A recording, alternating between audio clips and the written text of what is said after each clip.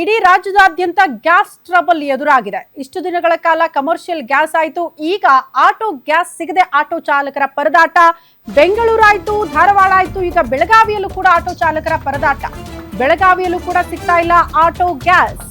Q ನಿಂತಿದ್ದಾರೆ auto ಚಾಲಕರು. Gas ಲಭ್ಯವಿದೆ ಅಂತ ಜಿಲ್ಲಾಡಳಿತ ಹೇಳ್ತಾ ಇದ್ರು ಕೂಡ ಯಾಕೆ ಸಿಗ್ತಾ ಇಲ್ಲ ಆಟೋ ಚಾಲಕರಿಗೆ? ಗ್ಯಾಸ್ ಪಂಪ್ ಮುಂದೆ, ಗ್ಯಾಸ್ ಬಂಕ್ ಮುಂದೆ ನೋ ಸ್ಟಾಕ್ ಅನ್ನುವಂತಹ ಬೋರ್ಡ್ಗಳು ನೋಡೋದಕ್ಕೆ ಸಿಗ್ತಾ ಇದೆ. ನಗರದಲ್ಲಿರುವ 6 ಬಂಕ್ಗಳು ಕೂಡ ಕಂಪ್ಲೀಟ್ ಆಗಿ ಬಂದ್ ಆಗಿ ಹೋಗಿದೆ ಅನ್ನೋದ್ರ ಡೀಟೇಲ್ ಸಿಗ್ತಾ ಇದೆ. ಕಳೆದ 2 ದಿನಗಳಿಂದ ನೋ ಸ್ಟಾಕ್ ಬೋರ್ಡ್ಗಳು ನೋಡೋದಕ್ಕೆ ಸಿಗ್ತಾ ಇದೆ. ಹಾಗಾಗಿ 6 ಬಂಕ್ಗಳು ಕಂಪ್ಲೀಟ್ ಆಗಿ ಸ್ಟಾಕ್ ಇಲ್ಲ ಅನ್ನೋ ಕಾರಣಕ್ಕೆ ಕ್ಲೋಸ್ ಮಾಡಿದ್ದಾರೆ.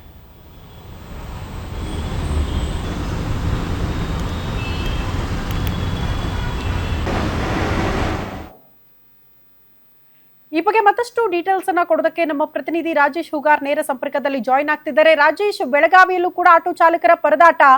ಎಷ್ಟು ಗ್ಯಾಸ್ ಸ್ಟೇಷನ್ಗಳಿರೋದು, ಎಷ್ಟು ಕ್ಲೋಸ್ ಆಗಿದೆ, ಆಟೋ ಚಾಲಕರ ಪರದಾಟ ಏನು? ಜಿಲ್ಲಾಡಳಿತ ಸ್ಟಾಕ್ ಇದೆ ಅಂತ ಹೇಳ್ತಾ ಇದೆ, ಬಟ್ ಇಲ್ಲಿ ಯಾಕೆ ಸ್ಟಾಕ್ ಇಲ್ಲ ಅನ್ನೋದು ಪ್ರಶ್ನೆ. ಎಸ್ ಶ್ರುತಿ, ಅಂತಂದ್ರೆ ಬೆಳಗಾವಿ ನಗರದಲ್ಲಿ 6ಕ್ಕೂ ಹೆಚ್ಚು ಅಂತಂದ್ರೆ ಒಂದು 7-8 ಏನು ಬಂಕ್ಗಳು ಇರತಕ್ಕಂಥದ್ದು. ಅಂದ್ರೆ ಸಿಟಿಯಲ್ಲಿ 6 ಇದಾವೆ ಮತ್ತು ಹೊರಗಡೆ ಸಿಟಿಯ ಹೊರಭಾಗದಲ್ಲಿ 1-2 ಕೂಡ ಇದಾವೆ. ಇವು ಸಂಪೂರ್ಣವಾಗಿ ಎಲ್ಲವೂ ಕೂಡ ಬಂದ್ ಆಗಿರ್ತಕ್ಕಂಥದ್ದು. ಯಾಕಂದ್ರೆ ಕಳೆದ ಏನು ಒಂದೊಂದು ಬಂಕ್ ನಲ್ಲಿ ಅಂದ್ರ 10,000 ಕೆಜಿ ಅಂದ್ರ ಸಾಮರ್ಥ್ಯ ಇರುವಂತಹ ಬಂಕ್ಗಳು ಸದ್ಯ ಎಲ್ಲವೂ ಕೂಡ ಏನು LPG ಸದ್ಯ ಖಾಲಿ ಆಗಿರ್ತಕ್ಕಂಥದ್ದು. ಏನು ಆಟೋ ಚಾಲಕರು ಬಂದು ವಾಪಸ್ ಹೋಗುವಂತ ಪರಿಸ್ಥಿತಿ ನಿರ್ಮಾಣವಾಗಿದೆ.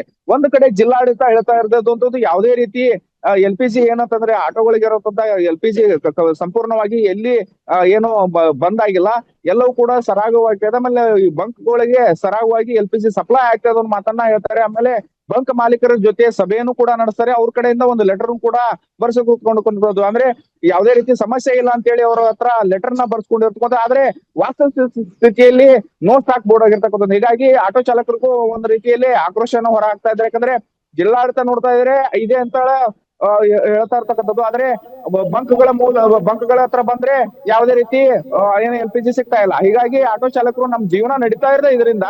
ಆದ್ರೆ ಈ ರೀತಿ ಬಂದ್ ಆದ್ರೆ ನಮ್ಮ ಜೀವನ ಹೇಗೆ ನಡೆಸುವುದೋ ನಿಟ್ಟಿನಲ್ಲಿ ಆಕ್ರೋಶ ಹೊರಕಾಗ್ತಾ ಇದ್ರೆ ಕಿಲೋಮೀಟರ್ ಗಟ್ಟಲೆ ಏನು ಆಟೋಗಳು ನಿಂತ್ಕೊಡ್ತಾ ಇದಾವೆ. ಏನಾದಂದ್ರೆ ಎಲ್ಲಿ ದುಡ್ಡು ಹೆಚ್ಚಿಗೆ ಸಿಗುತ್ತೆ ಅಂತಂದ್ರೆ ಕಮರ್ಷಿಯಲ್ ಆಗಿರ್ಬೋದು ಮತ್ತೆ ಡೊಮೆಸ್ಟಿಕ್, ಇವ್ ಯಾವ್ದಾದ್ರು ಸಿಕ್ಕರೆ ಅದನ್ನ ತಂಪ್ ಮಾಡ್ಕೊಳ್ಳೋದಕ್ಕೂ ಕೂಡ ಆಟೋ ಚಾಲಕರು ಮುಂದಾಗಿರ್ತಕ್ಕಂಥ. ಯಾಕಂದ್ರೆ ಅವ್ರ ಜೀವನ ನಡೀತಾ ಇರೋದು ಅದರ ಮೂಲಕ. ಕೆಲವು ಆಟೋಗಳು ಅಂತಂದ್ರೆ ಪೆಟ್ರೋಲ್ ಮೂಲಕ ನಡೀತಕ್ಕಂಥದ್ದು. ಅದ್ರ ದರ ಹೆಚ್ಚಿಗೆ ಆಗಿರೋದ್ರಿಂದ ಪೆಟ್ರೋಲ್ ಹಾಕ್ಸ್ಕೊಳ್ಳಿಕ್ಕೂ ಕೂಡ ಮುಂದಾಗ್ತಾ ಇಲ್ಲ. ಹೀಗಾಗಿ ಅನಿವಾರ್ಯವಾಗಿ ದರ ಹೆಚ್ಚಿಗೆ ಕೊಟ್ಟು ಪೆಟ್ರೋಲ್ ಹಾಕ್ಸ್ಕೊಂಡು ಆಟೋಗಳನ್ನ ಓಡಿಸುವಂತ ಪರಿಸ್ಥಿತಿ ನಿರ್ಮಾಣವಾಗಿದೆ. ಆದ್ರೆ ನಗರದಲ್ಲಿ ಹೆಚ್ಚು ಈಗ LPG ಆಟೋಗಳು ಕೂಡ ಸಾಕಷ್ಟು ಇರೋ ಕಾರಣ ಸದ್ಯ ಈಗ ಆಟೋ ಚಾಲಕರಿಗೆ ಸಾಕಷ್ಟು ತೊಂದರೆ ಉಂಟಾಗಿರ್ತಕ್ಕಂಥದ್ದು. ಜೀವನ ನಡೆಸೋದೇ ಕಷ್ಟ ಅನ್ನೋ ನಿಟ್ಟಿನಲ್ಲಿ ತಮ್ಮ ಆಕ್ರೋಶನ ಕೂಡ ಹೊರ ಹಾಕ್ತಾ ಇದ್ದಾರೆ. ಶ್ರುತಿ. ಓಕೆ ರಾಜೇಶ್, ಧನ್ಯವಾದಗಳು ತಮ್ಮೆಲ್ಲ ಮಾಹಿತಿಗೆ.